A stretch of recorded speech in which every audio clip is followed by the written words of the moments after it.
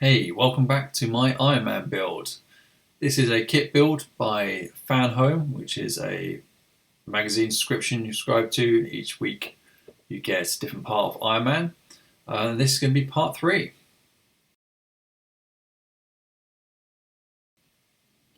Okay, so this time round we are building the right hand. As per normal, it comes with a magazine. The magazine has lots of good detailed instructions for each step. However, I must admit I did find this one particularly challenging. I don't know if it's just fiddly or, well, yeah, it was just fiddly, let's face it. I'll come back to that point and show you what part I found challenging when I get to it. But for now, let's undo the box and get all the pieces out.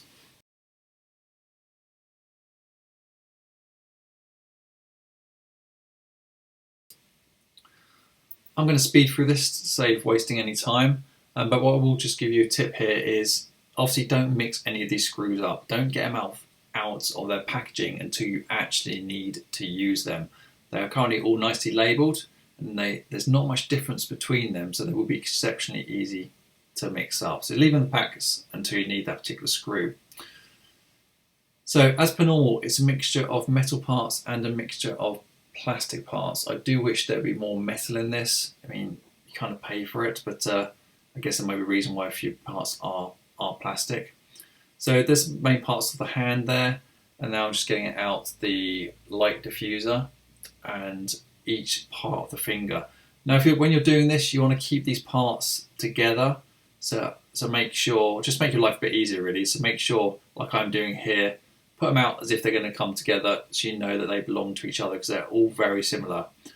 They are actually labelled. There is a very, very tiny marking on each one, which is referred to the magazine to help you connect them, but it is easy to get them mixed up.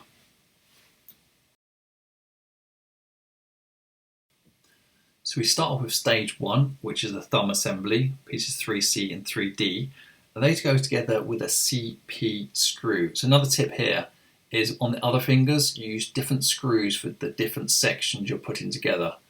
So if we move on now to the index finger, which is the next one together, part 3G and 3F and 3E, you note that 3G and 3F go together with a CP screw, but 3E, which is the thicker part, will connect with a 3E screw.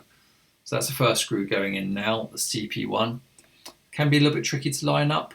You want to make sure it's going through all the way through to the far section of the finger. And now this is a different screw, which is the FP screw. Another tip as well is the top of the finger is completely flat as well. So when you put it down on the bench, just make sure.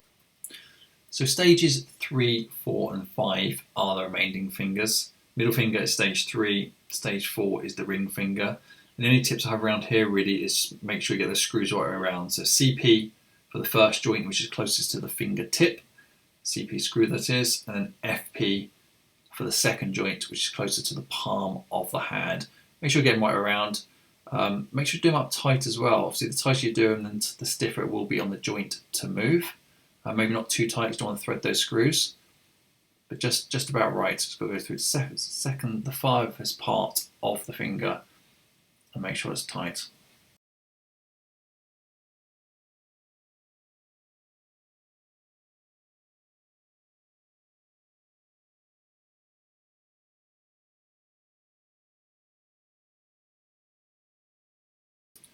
So I'm just putting the last 2 fingers together here.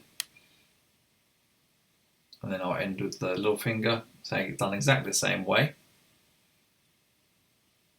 And then we'll be moving on to stage 6.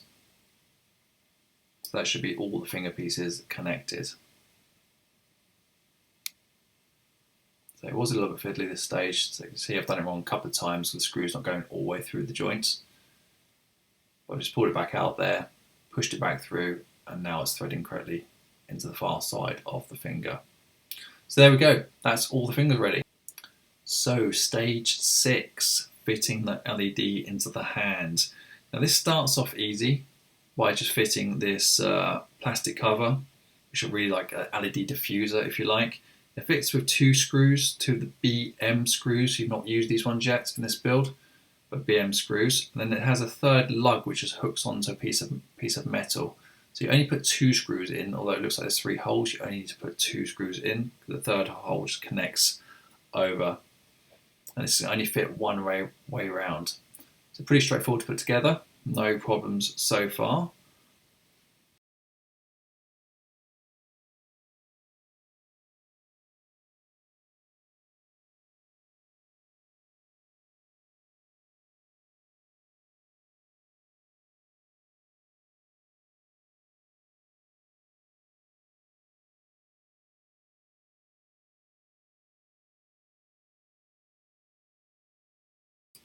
And there you go, you can see it looks pretty good once it's in place. Now the next part of this same stage is actually fitting the battery case. Before you fit the battery case, you need to locate, obviously it goes into the back of the hand assembly, but you need to locate the switch. So always check these switches before you put them together and just check the wiring. I must admit, when I looked over my wiring, you can't quite see it here, but one of the connectors was loose on the battery case, and it did actually fall off while I was putting it together. So just a quick bit of solder, put it back together, and it was soon reconnected. But really putting this switch in was a little bit tricky because it doesn't sit down flush, doesn't really lock in anywhere, and the wire's obviously in the way. So it should be like this. It's going to sit at a slight angle, and you'll see why when you offer it up to the back of the hand.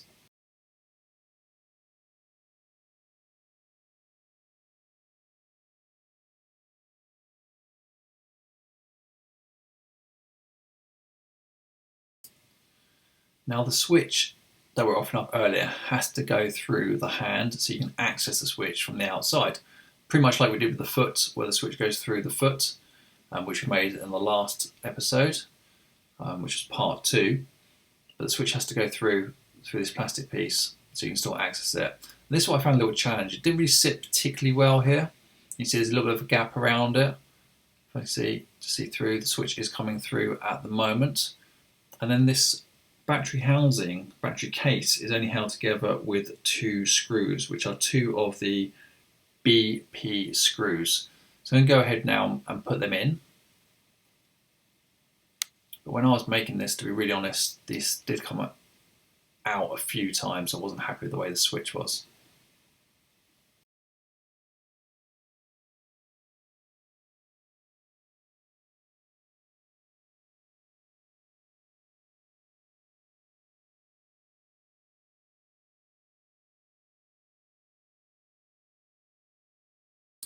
So you can see here, this is what I was referring to. I've had to resolder one of those joints on as the wire did actually come off, which is why the camera angle and everything's changed. Apologies about that. But here's where it started to get really, really tricky and pretty frustrating for me. So apologies again about the camera angle. But first of all, with the LED, you really want to make sure that's pushed in place. It should have already been in place on the back of the battery housing, should already be there, but mine wasn't quite located correctly, so I had to push it in. And then really, with these fingers, attach them all in the right order. So this finger is 5R, ring finger is 4R, middle finger is 3R, index finger is 2R, then finally we have the thumb on the end, which is 1R. Now the challenge here is to actually then position the 2 halves of the hand together. And what's really tricky is, as you can see from the video here, is the wiring is in the way, and so is the little circuit board. So top tip, put in the back of the hand first, which is how it connects to the arm, which is a small plastic piece I just connected. And then this circuit board, you want to really push it into the grooves, push it over to one side. Now I haven't edited this, so you can see the fun and games I actually had doing this. You can see I've dropped the fingers a number of times and had to play around with the wiring, just to give you some reassurance yourself. If this does take more than one attempt, that's perfectly normal. I think I did this 4 or 5 times. So make sure the wiring, just takes your time pushing the wiring around to make sure that when you put the 2 halves together like I'm doing now, you'll get a good fit around. I recommend doing that before then trying to offer up the fingers, or before first offering up the fingers rather.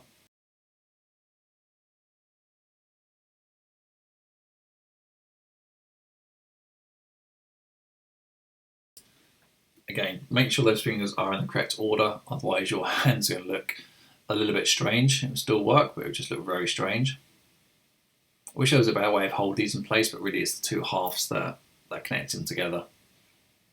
And that, as you can see, a little bit of time spent playing around the wires there, moving that circuit board around is actually doing the job. The last finger you'll see there is the little finger, which is finger 5R. That is going to be a tricky one because that's the closest finger to the circuit board. So if it's not quite going down in place there, it's probably because the circuit board is still in the way, or if that finger isn't quite moving enough, it's because it's rubbing on the circuit board. You haven't quite got it in the right place. So again, it did take me 3 or 4 attempts at least to do this, to get it right, but as you can see, a bit of perseverance, and we managed to win in the end. The hand works correctly.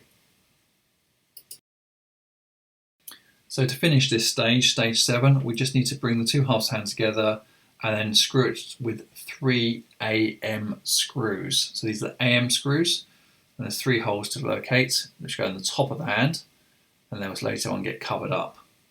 So screw that in, don't do it up too tight, and then just check all the fingers are still moving after you've screwed it together, which hopefully they will be.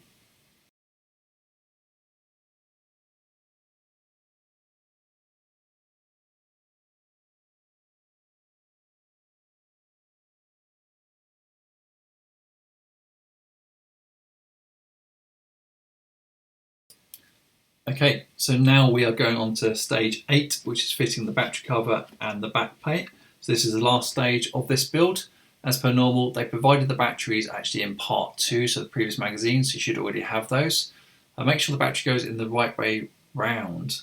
So it should be the smaller side of the battery towards the thumb, as you can just about see there. Not the fact that I've done a small scratch on mine when I was playing around earlier on. I was just checking there that I can still access the LED switch. As a matter of fact, I couldn't, which I found extremely frustrating because I had to undo the whole hand all over again because I found the switch, although light is on, I couldn't turn the switch off because it's actually just touching the case there. So going back to the previous steps, really make sure you take the time when you put the battery case in, which has a switch attached to it, to make sure when that's screwed down, the switch is correctly coming through and stays coming through as well. So when I was playing around earlier on, adjusting the circuit board and the wiring, I must have knocked that switch slightly so it wasn't protruding through to the top of the hand. So back a couple of stages for me, putting it back together. This time around I've tried putting the housing on the other way around. So actually putting all the fingers into the top of the hand with the LED in it, and then adding the palm to it, which I found actually worked a little bit better. So bear with me while I just get that corrected.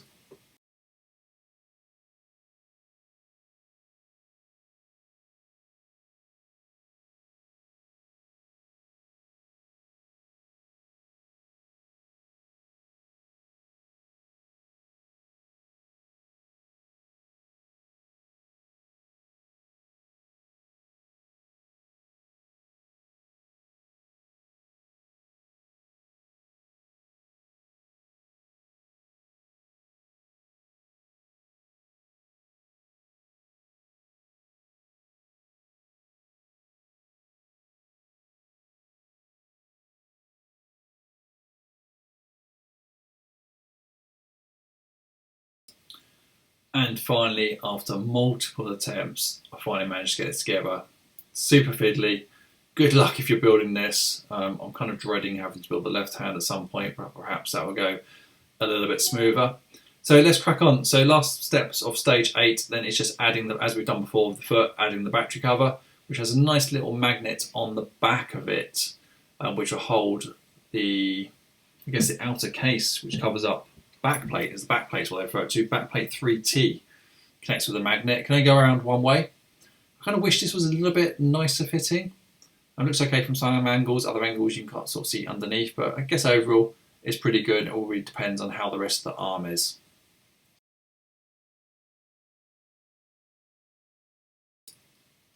So that is just about it for this build for part 3 of the Fanhome Ironman build. It's been challenging, like I did say, it was late at night when I started this, but hopefully it's been useful, or at least given you a laugh. If it has, please hit subscribe, press the bell icon, do the thumbs up or thumbs down, whatever you want to do, and hopefully we'll see you next time round. Thank you very much.